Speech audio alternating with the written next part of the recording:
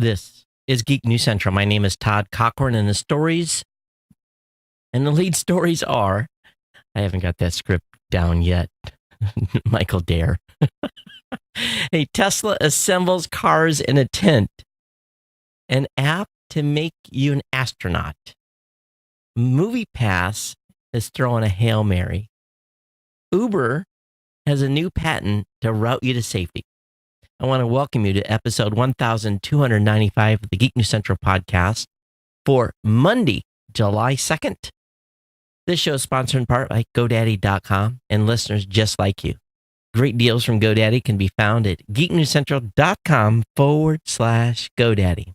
You can support this show today at geeknewscentral.com/insider or simply paypal.me/geeknews. You can always pick up Ohana gear at cafepress.com/Ohana store. Everyone, welcome to the show. Got a great show lined up for you tonight. And I'm trying to press multiple buttons here at the same time because I'm still set up for the new media show. And the wrong graphics are on the screen. All right, we'll see how that does. All right, there we go. Everyone, welcome. It's my pleasure to bring the show and get my thumb out of my butt here. We'll get on and get a good show going. But hey, if you're brand new to the show, the most important thing for you to do is take time and get over to geeknewscentral.com. Let me get you the right screen. And get subscribed to the show. All you got to do is go on the right-hand column of the website and select Apple Podcasts or on Android or via email, Google Play, Stitcher, TuneIn, or via standard RSS feed. That's the best way to get subscribed to the show. That way you'll never miss a single episode. And of course, we want you to be connected to the podcast. You can subscribe to our newsletter as well. That will get you the show notes delivered directly to your inbox immediately following the show. You can find a link to that a little further down on the website. Of course, read the great content on the website daily by our great writing team. You can join our chat room at geeknews.chat. That's a great place just to come and hang out. And be with the cool kids. And not a lot of activity going on right now. It started with a bang. And I think Kirk and I are the only two talking to each other right now and there. But geeknews.chat. Hey, if you got comments on today's show, yeah, I'm sure you should. I shouldn't be this awkward. geeknews@gmail.com. You can follow me on Twitter @geeknews. You can join our Slack channel as well by sending me an email. You can follow me on Google Plus or on Facebook just by searching for Todd Cochran. You can watch the show on the Roku via the Tech Podcast channel or on the Apple TV, just searching for this show's name. You can listen on Stitcher or Blueberry.com. If you have a smart home device like an Echo, an Amazon Echo, a Google Home, if you have a Cortana device, all you have to do is use the keyword to launch those devices, make them listen, and say, play the podcast, Geek News Central. 9 out of 10 times, that'll get you the latest episode, or you may end up on some weird show. Who knows?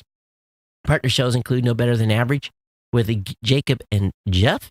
The Gadget Professor was Mr. Don Bain. Of course, the Pro Gear site being written by my GNC team. The new media show with my co-host, Mr. Rob Greenlee. And man, we've been tearing it up over there.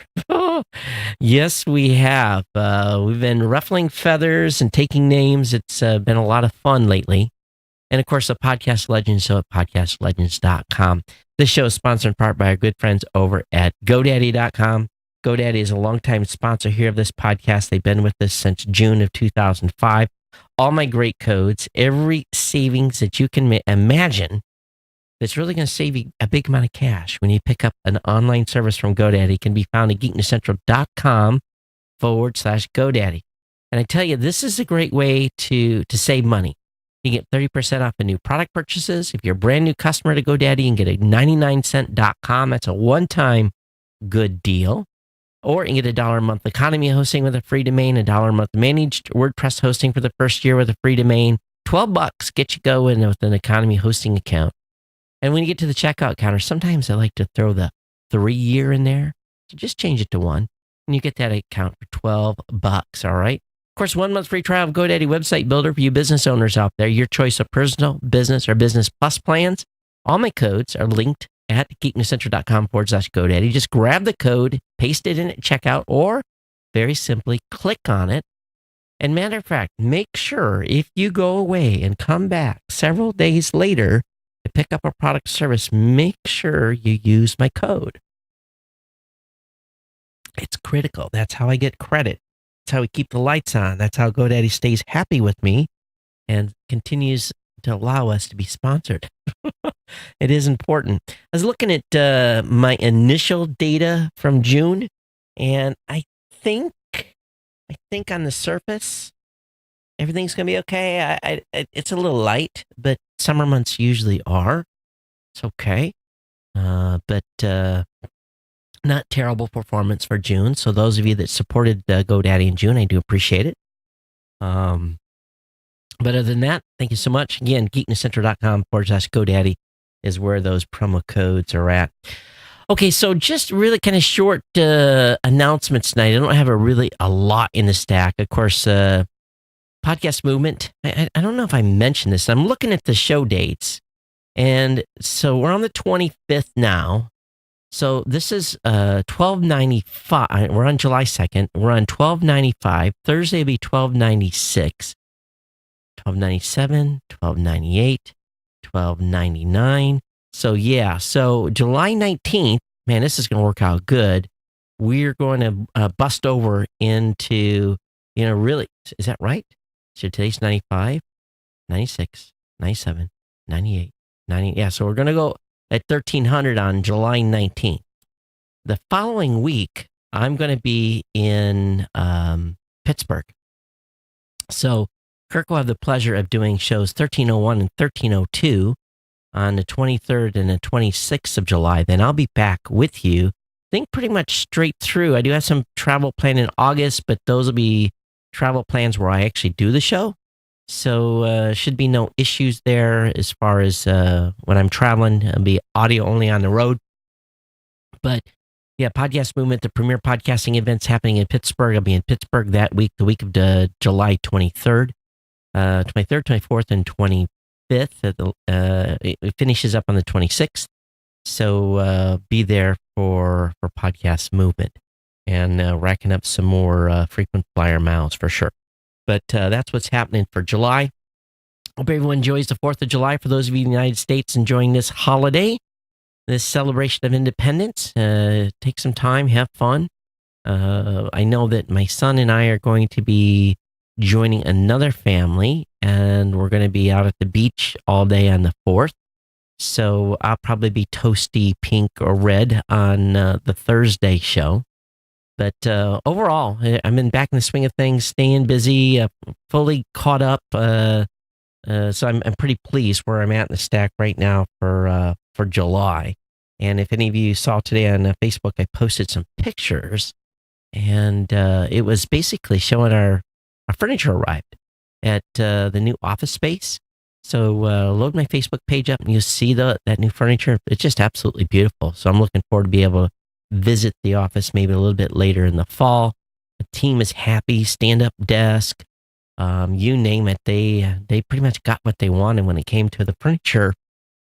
Everything's color coordinated. It looks beautiful. We've had a couple of hires, so I'm pleased with that. We got some people starting at the end of the month. Filled some, basically we filled some job openings we've had open for a while. We got a new developer coming in. I've got a new job posting that we're going to put up soon. It's going to be perfect for a podcaster that is willing to work in our office in Columbus. And we'll have that job listing posted soon, and I'll actually announce it on the show and probably on the new media show too. But yeah, we're busy, we're hiring, and that's a good thing. So, but yeah, we need a little more staff in the office. Things are that busy. The team is pretty crushed, a support team as well.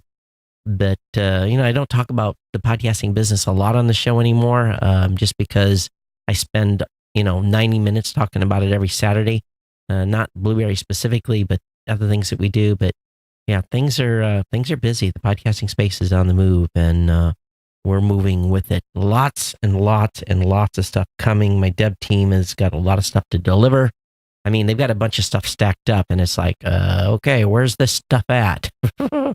And the cat's been away.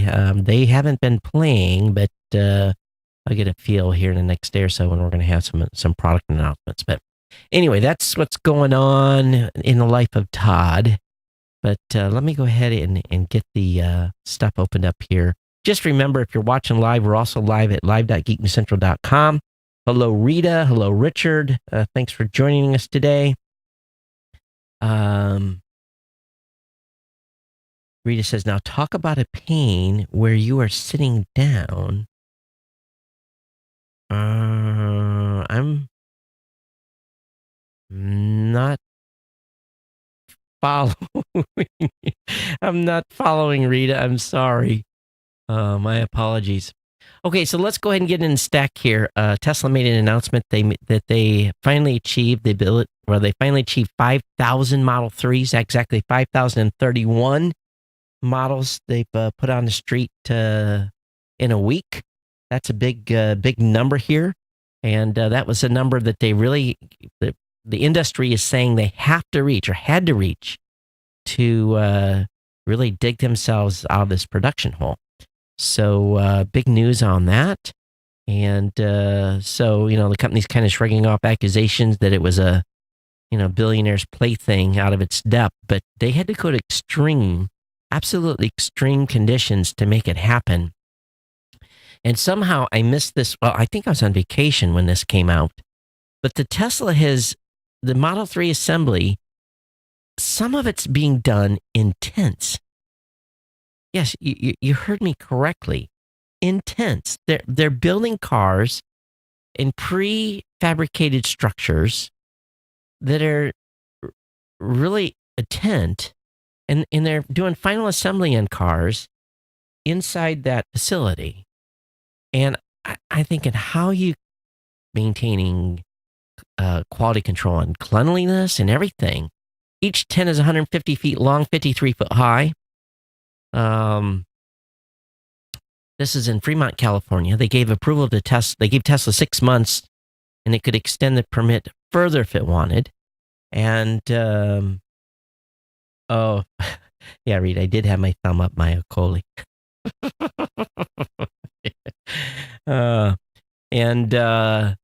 So anyway, this is amazing, and there's some pictures that were posted. I don't know if they were legally posted or not, but I find it pretty incredible that they have been building cars in tents. It really is kind of amazing to me, in a big sort of way, that they had to do it to meet production goals. So you have to, if nothing else, you have to hand it to Elon Musk for making this happen and being innovative enough to say, "Yep, we can. We don't need a multi-million dollar facility. Let's just put up a tent and make cars." So 5,031 produced in a single week. So they're shipping, which is good. All right, there's a new app out there that's promising to make anyone an astronaut, just like Mars One Space Nation is pushing an idea that doesn't have funding yet. I think every kid's dream, at least when I was a kid, when, I was very little at the time, but I do remember some of the Apollo launches. And I do remember as a kid going to Kennedy Space Center, and actually, this recent trip to Florida in February with my daughter getting married, and going to Kennedy Space Center and seeing really as an adult, seeing the Apollo rockets. It, was all wow. And, as a kid, everyone really wanted to be an astronaut.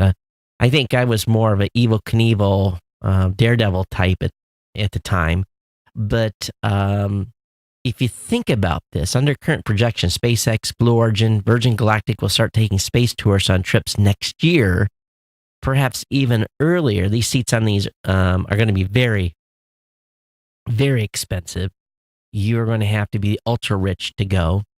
But Space Station is a company that is promising anyone can become an astronaut, irrespective of how deep their pockets are. And all you need to do is become a viable candidate is to play a bunch of mobile minigames. The company plans to recruit a pipeline of everyday astronauts through its Space Nation Navigator app, available for free on Android and iOS. The app's range of minigames, quizzes, and other challenges function as sort of test. How you perform will decide whether you have what it takes to make it to the next stage. Now,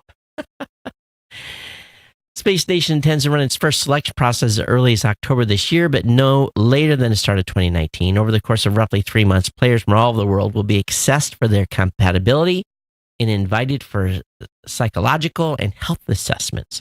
Of those, the 100 best candidates will be put through astronaut training program over the course of a few months, and one will be chosen to make a suborbital flight before the end of next year. So you get probably one of a million. So you have a chance, but you don't have to write the check if you make it. Now, whenever I see something like this, the conspiracy theorist in me makes me wonder, all right, do you really need astronauts because they could hire from within, right? Wouldn't those companies do that? Wouldn't SpaceX find some ex-military guy or something like that to be an astronaut or gal? Why would they use video games to find astronauts? Is there something else going on here? Is this a way to flag? And I'm going to go super conspiracy on you here.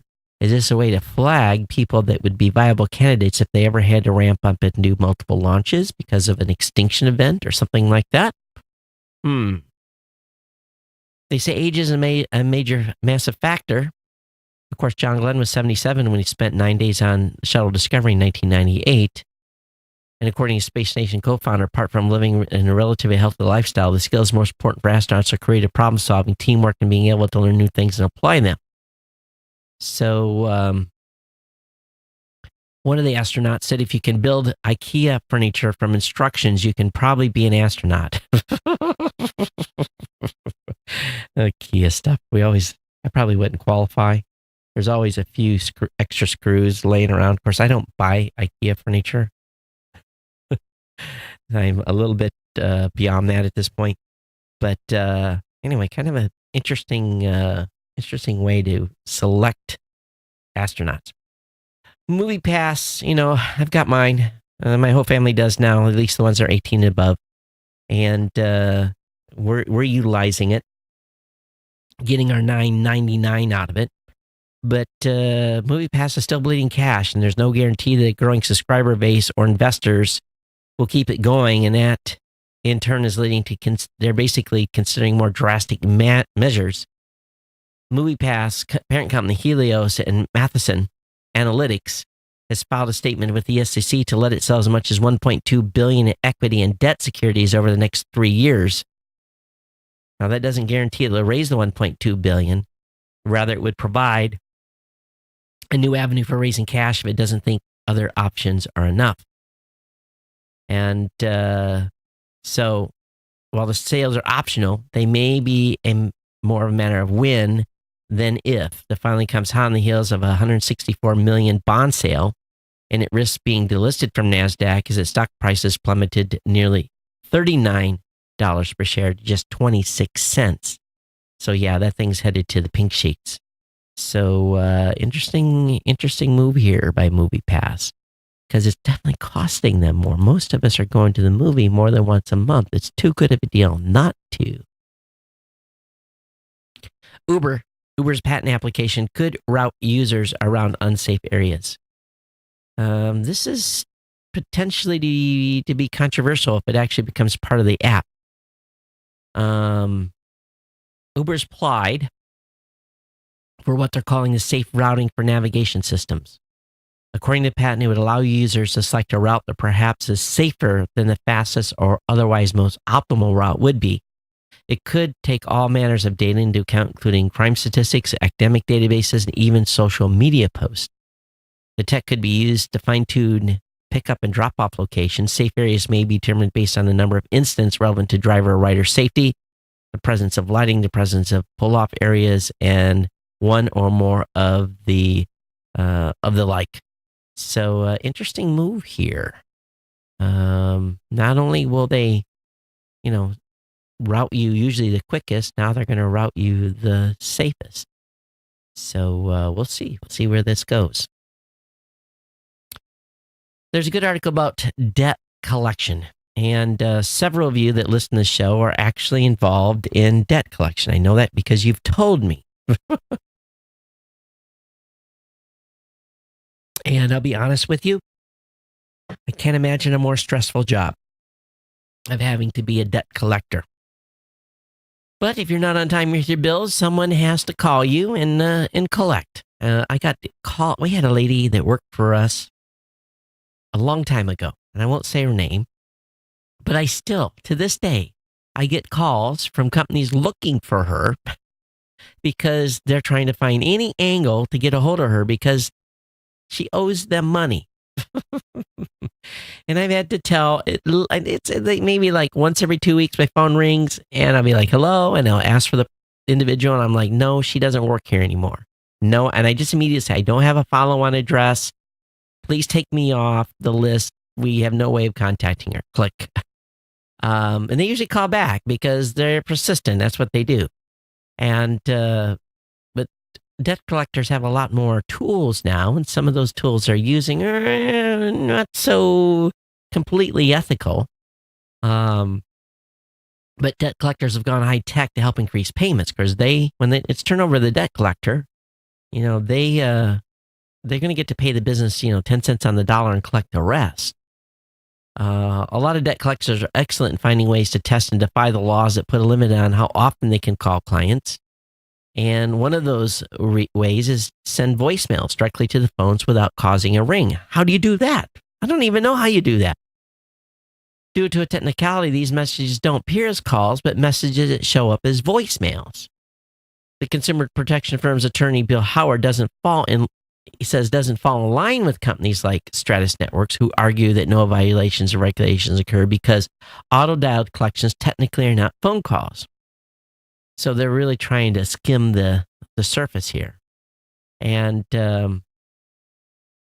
one guy said, customers prefer ringless messages to standard calling because it creates less pressure to respond immediately. They're also using avatars when debtors visit specific sites. His collection company, Access Receivables, works under the idea that nice people collect more. They aim to turn around traditional interpretations of debt collectors by moving away from practice like threats and insults with characters like Zoe. This animated avatar appears in borrower's inbox and guides them through the debt repayment process. There's also speech analytics going on. If you're cursing at your debt collector during the conversation, the debt collector will be met with prompts provided by a company called CallMiner. It helps direct discussions back to where they need to go. These programs evaluate keywords used during conversation to identify emotions. I think I haven't had to deal with a debt collector after me, but I've had to deal with some pretty nasty customer service people. And I've used a few choice, as a sailor. So I have a full litany of vocabulary at my disposal. They use color-based systems where people are watching what's going on with the speech.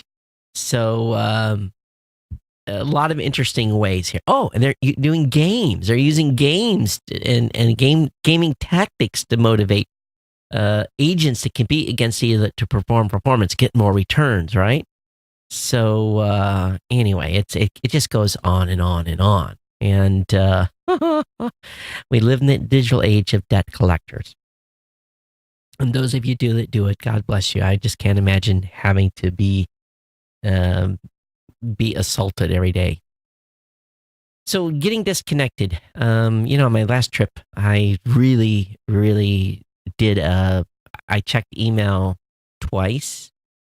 And it was more to delete a bunch of email. And so I wasn't so far behind. I still had like 1,300 emails when I got home. But it was delete like the easy stuff. And I just sat there and when I was on Wi-Fi and click, click, click, click, click, and delete. And then whatever was left was the stuff I actually had to respond to. But so where can one truly go to escape? And is escape even possible in a terminally connected world? I think it is. Because sometimes the connectivity just plain sucks. But one place they say that is pretty disconnected, if you've traveled to the Amazon, it's pretty remote. And you could be many hours away from a city and not have any access. Maybe if you have a SATCOM phone or something like that. But this talks about where you can go to truly be disconnected. And really, the only way, really, in today's world, I truly believe that you can become disconnected is to force yourself to turn the devices off, put it on airplane mode, set it on the side, and leave it alone and try to do something else. It's really the only thing that is going to preserve the majority of our sanity in this space if we can get away from it from time to time. Of course, you don't want to miss this show. All right. There's an article here by CNET. The most talked about movies of 2018 so far. Well, you probably know one of them, Solo. I actually like the movie Solo. Love Simon, haven't seen it. Isle of Dogs, haven't seen it. Game Night, haven't seen it. Red Sparrow, haven't seen it. Ocean 8, haven't seen it. A Wrinkle in Time, haven't seen it. Jurassic World, Fallen Kingdom, a lot of movies here I haven't seen. Pacific Rim Uprising, haven't seen that. There's a whole bunch of, I've seen it, haven't seen Incredibles 2. The Cloverfield Paradox, I think I watched this one. Tomb Raider, maybe. I don't know, I can't remember all of them much. But anyway, these are the 20 most talked about movies of the year. Link will be up in the show notes. Maybe a few there that you need to see, that I need to see, that you may have missed. So link will be up in the show notes on that. Do you want a VPN for life? Well, there's a company called Ivacy, IVACY. You can get it for $40. You know, here's the deal. Anything they say $40 for life, I don't know. But it's got a regular retail price of $1,194. And you can save this through Android Central digital offers. And they've got movies you could stream, sports events from around the world. And I guess it's a pretty high quality VPN. You can connect to more than 450 servers in over 100 locations around the world. And it's official partner of the National Cybersecurity Alliance, helping to promote privacy education awareness. And if you're worried about the state of net neutrality or internet speeds are going forward, they can help overcome throttling and port blocking. And the code is July 4th at checkout. And so $39.99 for a lifetime subscription to Ivacy, IVACY. And this is on Android Central. I have no idea if it's really good or not. Apple's USB-C iPhone charger. Yeah, did you hear what I just said? Apple's iPhone USB-C charger may be real. USB-C for the iPhone. It's a picture of an 18-watt Apple USB-C charger. May herald fast charging coming to Apple devices while people having to resort to buying third-party adapters. Photos of an adapter labeled engineering sample surfaced this week on chengdiantou.com, a Chinese site, and reportedly taken by someone in Apple supply chain. One of the photos provided an almost unreadable close-up of the specs printed on it, which are model A1700, 100 to 240 volts, 0.45 amps, with an output of 5 volts to 3 amps. So we'll see. But if USB-C is making the move, that's going to be awesome. Get rid of these stupid Apple chargers. All right, there's an article over on makeuseof.com that talks about Newton Mail. And so if you're searching for a better way to use email on all your devices, Newton Mail may be for you. And I watched the video on this. It's pretty good. It's a modern email client. You can download the app for your devices. And it comes with a free 14-day trial. You add your email accounts and get started. So link will be up in the show notes on that. I don't find much reason to change. I'm pretty happy when I'm mobile using the inbox, the standard Apple email client. It does the job until I get to a computer or something where I need to have a little more, a little more guff or, versatility, but so far. All right, there's 4 ways Google Assistant can help you keep safe in a car. And because we don't want you texting and driving. So the first couple of these I've never used. Search for and playing music. I just never used Android device or Google Assistant for that method. Number 2, I've never really responded to text messages either. I typically don't do that. But what I do is I make phone calls all the time, double tap on my headphone with my with my earbuds and make a call. And I do launch GPS navigation when I'm traveling. I don't really need that too much here in Hawaii because I usually know where I'm going. But so Google Maps integration. And so obviously some tips here for both. This will work on both Apple and on your Android device. So how many of you are actually sending response to text messages? Having it read it to you, then you use voice to send it back. It always seems like if I try to use voice to text, which I typically do, even just here in the office, it never gets it 100% right. I always have to edit a little bit. There's 7 Facebook search tips to find what you're looking for when you're on Facebook. And I didn't even know about some of these. There's the basics of Facebook search, the header at the top of the website. But then you can use search filters. You can also find information searching what your friends have liked if you're specifically looking for a topic, and you can search and see if your friends have actually pinged on that. You can find photos and videos other people have liked as well. So I've done that as well. But anyway, some 7 different search tips here. I think that's only going over 4. Where's the rest of these things at? Oh, you can find photos and videos of a place or an event. You can find nearby places serving your favorite food. I've never used Facebook to find food. You can use Facebook to find a job. That's new.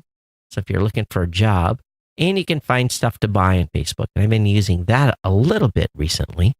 I've joined a couple of local here in Hawaii where people are selling stuff. I don't look at it too often, but once in a blue moon I do. But good article, makeuseof.com on 7 different ways to search Facebook. There's an Android security bulletin out, everything you need to know. Google has detailed the latest security issues and released fixes for the Nexus and Pixel devices. These are exploits and other security concerns to Android as a whole. Issues with the operating system, kernel patches, and driver updates may not affect any particular device, but these need to be fixed in the Android base by folks maintaining the operating system. That means Google, and they've detailed the things they have improved this month. So make sure if you've got a Nexus or a Pixel that you apply those security updates, all right? TechCrunch has a good article about the top iPhone apps of all time. And I'm not going to go over games because I'm not really this is not much of a gaming show. But one thing I found here was on the apps list, this should not come as a surprise. Here are the top 10 of all time. Facebook, Facebook Messenger, YouTube, Instagram, WhatsApp Messenger, Google Maps, Snapchat, Skype, WeChat. Don't use WeChat. I'm giving you a warning there. And QQ. Both those last 2 are from China. The top apps all time worldwide by consumer spend: Netflix, Spotify, Pandora, 10-cent Video, Tinder, Line. Wow, Tinder. People spend that much on Tinder trying to hook up. Line. People spend money on Line. I didn't even know you could spend money on Line. IQIYI, another Chinese, must be a Chinese chat app. HBO Now, Kawaii, QWAI, it's another Chinese app, and QQ again.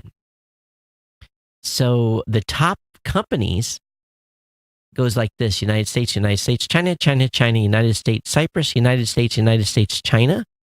And wow, top companies by all-time iOS App Store consumer spend outside of games: Tencent in China, Interactive Corp IAC United States, Line in Japan, Netflix United States, Spotify in Sweden, Pandora in the United States, Baidu in China, Time Warner in the United States, Microsoft in the United States, and Smoothie in the United States.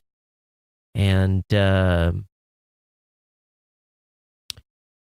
so United States, China, Japan, United Kingdom, Russia, France, Germany, Canada, Australia, and Italy are the top 10 by downloads. And United States, China, Japan, United Kingdom, Australia, Canada, Germany, France, South Korea, and Taiwan wrap up the top 10 in dollars spent, with the United States at $36 billion. So it's a pretty cool chart. I don't think I've seen this specific information before, so the link will be up in the show notes, obviously. Those of you in England, the National Health, I believe it's NHS. I think that's the National Health Services. There's 150,000 patients of you as information has been shared. What happened here? Let me read this. Data breach affects 150,000 patients. Those affected requested their confidential health information only be used to provide them with care. But it fears that there was a problem with the software used by GP to record objections to the same data being used for research and auditing purposes. As a result, the System 1 application involved never passed on the request to NHS England's IT provider. The software developer said it apologizes unreservedly for the fault. NHS Digital said it will write all patients involved as well as their GPs. I guess that's general practitioner. I would assume so. And he says there's not been and has never been any risk to patient care as a result of the story. Just your data got shared with probably everybody. What else is new? All right, so you're going to take a lot of pictures over the 4th. You're going to be using your iPhone, your iPad, your devices.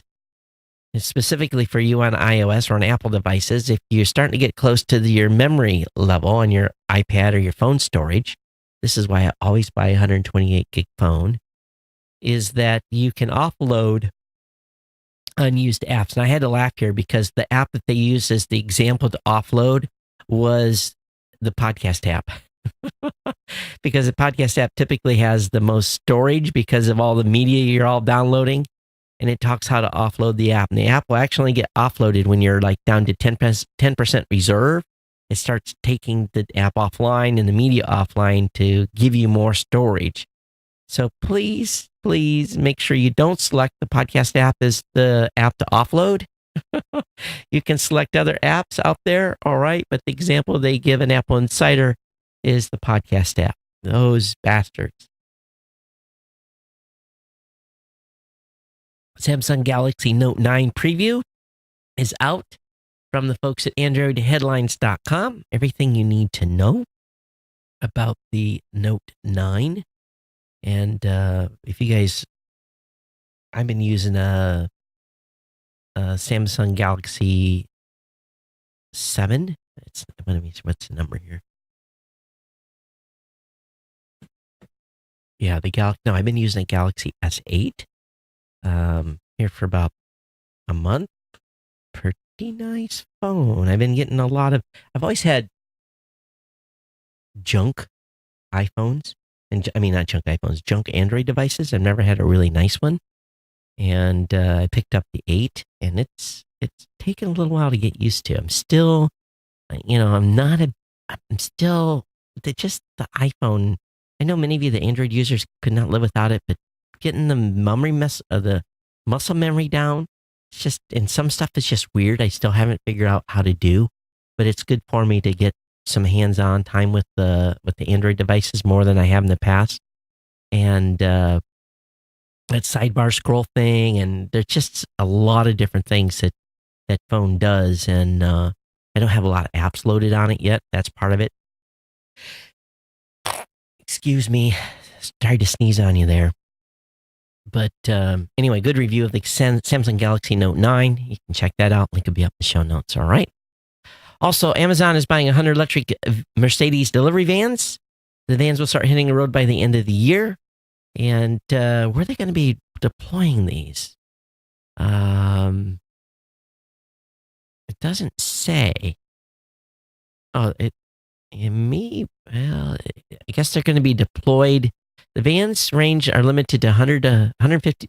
What is there? 100 to 150 kilometers, 62 to 92 miles, and full charge takes 6 hours.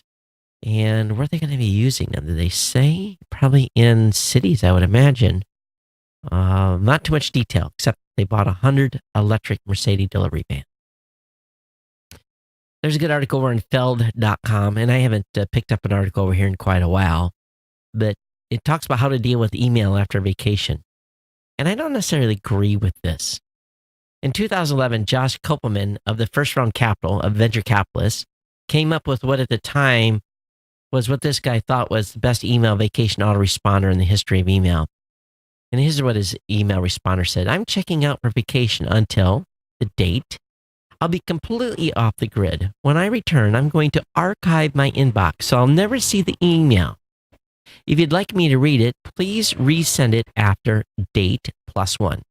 If you need something urgently, please email my assistant, and she'll help you or get you the right person at Boundary Group to give you a hand.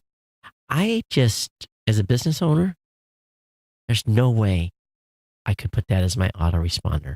No way on this planet. I just could not. I had an autoresponder, so I'm on vacation. I won't be getting back to you, but I will get back to you. I just couldn't delete en masse. It just goes against my principle. I did some bulk deletes, but it was on just announcements, newsletters, junk, that we all end up with. But I just couldn't delete en masse. I'd love to, but just as a business owner, there could have been an email in there from someone important. As a small business, you just can't do that. Or if you're on DirecTV, prices are being raised by $5. So AT&T's DirecTV Now plans will be a bit more expensive. They have to pay for that litigation that they had. And so all package available DirecTV subscribers will now cost $5 more than they did in the past. The price hike comes after similar moves from the likes of YouTube TV, Sling TV in recent months. So, yep, price creep continues.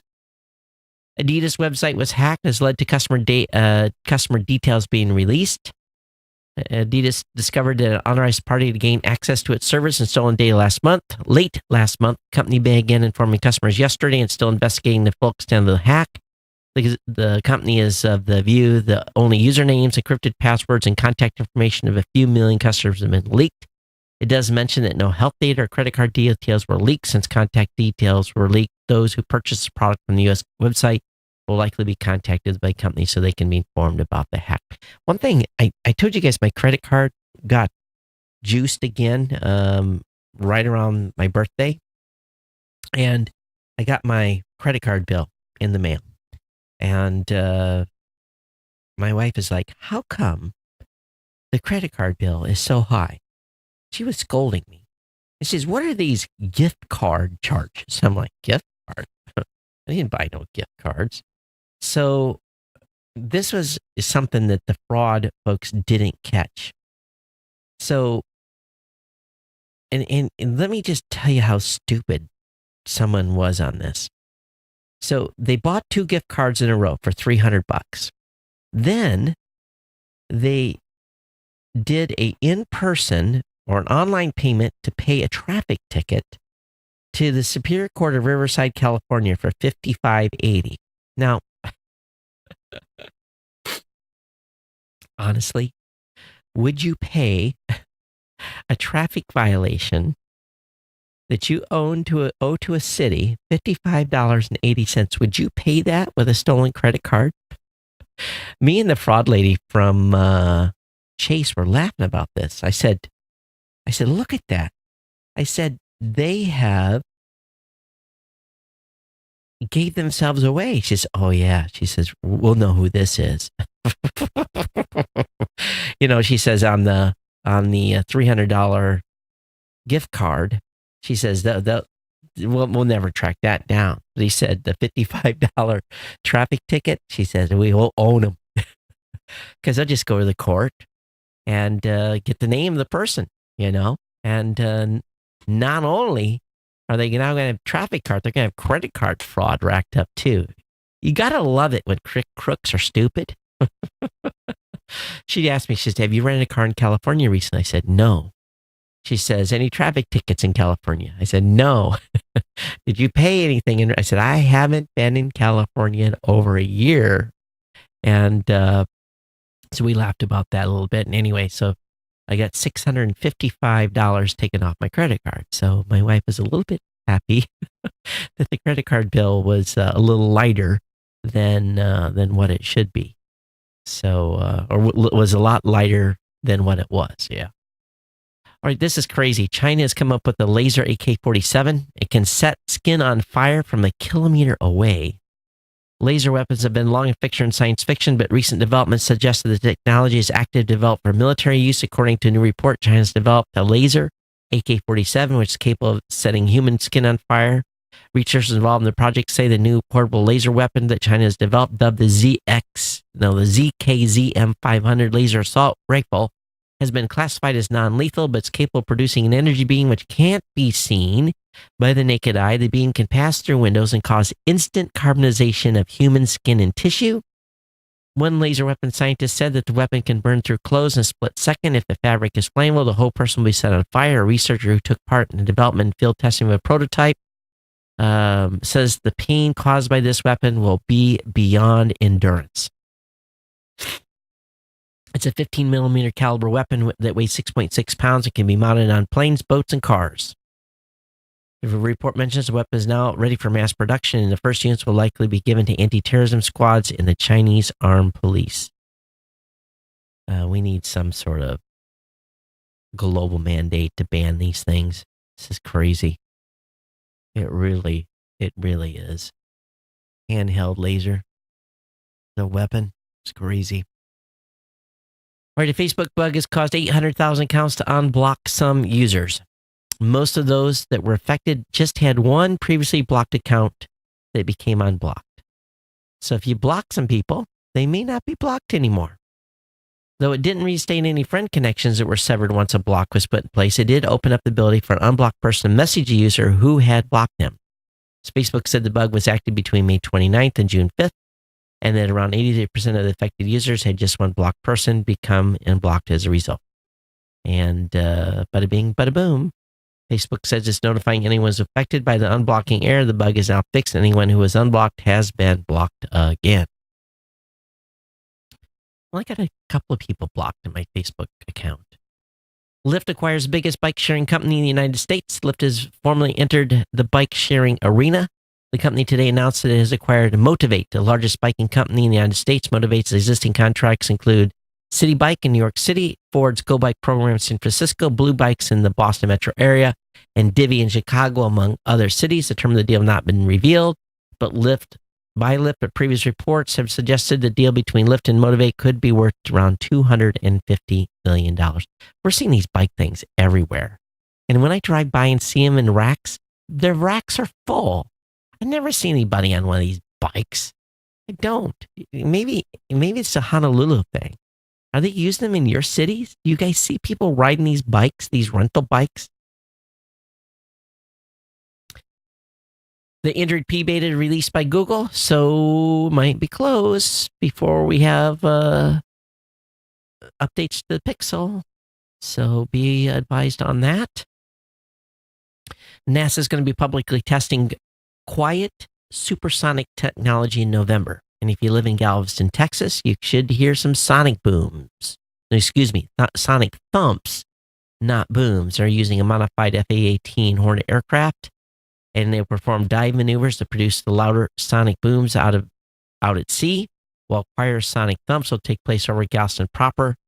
So at least 500 local volunteers will provide feedback and have audio sensors. So they've done this before. This is going to be done again. So if you live in Galveston, you'll get access to this. There's a video that shows the alleged dummy units of iPhone X Plus and iPhone 9, and they show them to be a little bit bigger. So these are mock-ups, obviously, here. They compare it to some actual phones. The rumor claims that We will get a 6.5-inch iPhone 10 and a smaller 6.1-inch iPhone with an LCD instead of an OLED screen. So just be aware that this could be total fake, but who knows, it might be the real deal. Samsung foldable phone might only fold 2/3 of the way. Rumor has it that Samsung's working on a phone with a completely foldable display. We're not talking about a flip phone, but a phone with a full display that can be folded onto itself. It seems the phone might not be as foldable as has been previously thought. According to a report from Korean publication ET News, it seems that the handset display might not be completely foldable. And the Translate report says there are many ways to fold. When folded in half, the display is invisible, so the display is folded only about 2/3. The time is displayed or the form showing the number when the phone is called. When folded, the aspect ratio is estimated to be closer to a rectangle than a square. So we will see what really happens here. And it's being reported this foldable display phone could cost as much as $2,000. All right, there's a great review on the Dell XPS 15 2-in-1 review. I'm a big fan of the Dell stuff. And so the newest XPS is a 2-in-1. It's a high-end laptop that appears to be for creative users. People need power and portability and might also appreciate a touchscreen and stylus. It plays the same field as HP Spectre X360 or the Microsoft Surface Book 2 or the Apple 15-inch. Let me see here. What's going to be the price on this? It could cost as much as it starts at $12.99 and it could go up as high as $21.99 with a quad-core Intel i7 with 16 gigs of RAM and 512 gigs of storage and a 4K touchscreen. So it's got a Radeon Vega M graphics card, but pretty high performance animal here. So those of you that are looking to make a jump with a new laptop, this might be the one for you. All right, link will be up in the show notes. All right, some how-tos, how to change Gmail themes, background fonts, and more. It's got some instructionals on how to do that. Kind of like just the plain Jane Gmail. Don't like messing it up too much. The Amber Red OnePlus 6 has been officially launched. So this is a new phone. If you like the red phones, you can get one. If you've been eyeing the OnePlus 6 and you're pleased to learn that handset has been launched again in the new Amber Red color option. The OnePlus 6 was officially announced in May, and the Amber Run is not the only color finish variant that's launched after the phone's official announcement. Back in May, a special Avengers Infinity War Edition was also launched to celebrate the movie. So link will be up on that in the show notes. Galaxy S9 versus the Galaxy Note 8. Which should you buy? So if you're considering the move, I'll have the link up in the show notes where you can take a look and compare, all right? There's also some keyboard apps for Android in 2018. And I'm using the Samsung keyboard with the S8. You guys got any recommendations to change? I'm not real pleased with that keyboard. I keep missing. And I don't know, I'm used to the iPad keyboard and I never have a problem. And I'm always finding myself backing up. What keyboards are you using with your Android devices? The ones that are being demoed here are the Gboard, SwiftKey, Chroma, and Flesky. So some different layouts. And I'm going to have to experiment because I'm not happy with the current one I'm using. I'm using the one that Samsung installed on the device. I guess I didn't even realize totally that you could change keyboards. I think I knew, but I really didn't think about it too much because I've never really switched keyboards even on the iPhone, and I think that's an option as well. All right, Dell has a Black Friday sale in July. Sale takes up to 40% off laptop, desktop speakers, and more. So be aware of that. Also, if you are retired military or active military, there's going to be a lot of deals on the 4th of July, 10%, 15% off at some of your local stores. Definitely take a look. I don't have a link to any of those deals, but keep an eye out for that. So these deals are available. Also, a couple of last articles here. Facebook disclosures under scrutiny as federal agencies join probe of the tech giant's role in sharing data with Cambridge Analytica. So there is a federal investigation now. So representative of the FBI and the SEC and the FTC have joined the Department of Justice in inquiries about the two companies and sharing of personal information of 71 million Americans. So we'll see. Fines may be coming. There's a article around the Wall Street Journal, and I don't have the full. I don't subscribe to the Wall Street Journal, but apparently,